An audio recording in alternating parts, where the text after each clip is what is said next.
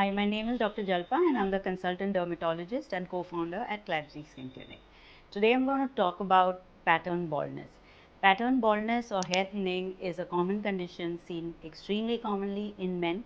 Most men would experience pattern thinning at some point in their life. It is also seen commonly in women. In men, it is usually considered almost normal when one reaches 35 to 40 years of age. However, these days it's not uncommon to see it in early 20s also. Thinning in men is a condition that is progressive. It has a genetic predisposition, so it is seen more commonly and earlier in men who have a genetic predisposition or a family history of early thinning.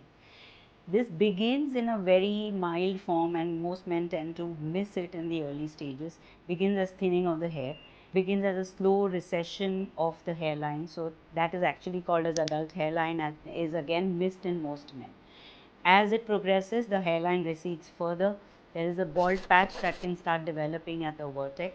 Slowly, gradually, the vertex patch and the frontal hairline, they both merge with no intervening hair and the whole bald patch appears.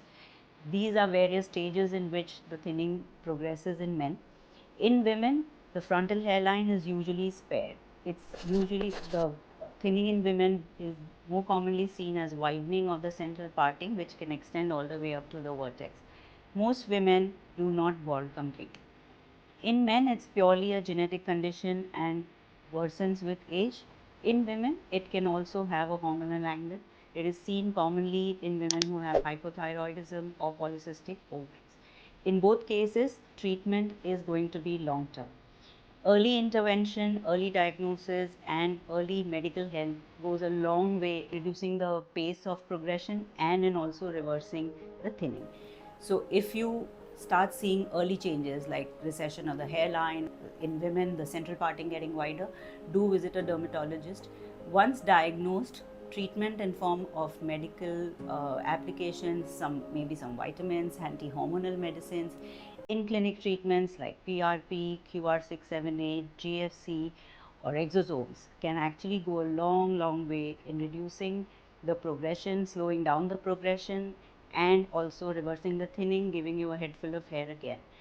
Beyond a certain point where you've lost all the follicles, medical intervention may not help as much, and then you will have to look at surgical intervention, which is a hair transplant.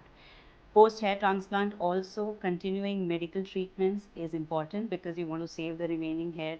Hair transplant is permanent, of course, but you need to continue with medical applications as well as PRP, GFC, or exosomes. Your dermatologist would be the best guide to recommend the right blend of treatments for you.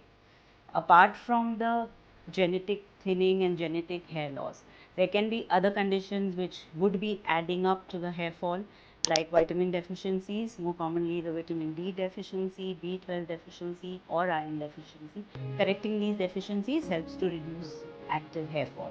In women, correcting the hormonal problem like hypothyroidism or treating the polycystic ovaries also helps.